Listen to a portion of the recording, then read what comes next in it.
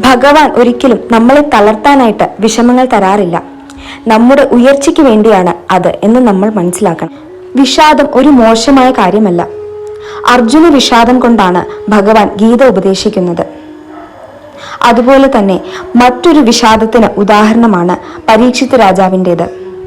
അദ്ദേഹം തൻ്റെ അമ്മയുടെ ഗർഭപാത്രത്തിലിരിക്കെ തന്നെ ഭഗവാന്റെ ദർശനം ലഭിക്കുകയും എന്നിട്ടും അദ്ദേഹത്തിന്റെ ജീവിതത്തിൽ ഒരു തെറ്റ് സംഭവിക്കുകയും അതിൽ നിന്നുണ്ടായ ശാപത്തിൽ നിന്ന് കരകയറാൻ വ്യാസമുനിയുടെ പുത്രനായ ശുഗദേവൻ അദ്ദേഹത്തിന് ശ്രീമദ് ഭാഗവതം ഉപദേശിച്ചു കൊടുക്കുകയും ചെയ്തു.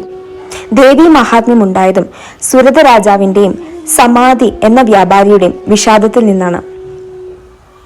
ഒരിക്കൽ ശ്രീരാമചന്ദ്രസ്വാമി തീർത്ഥാടനത്തിനു ശേഷം തന്റെ രാജകൊട്ടാരത്തിലെത്തി വിഷാദത്തിലായിരുന്നു.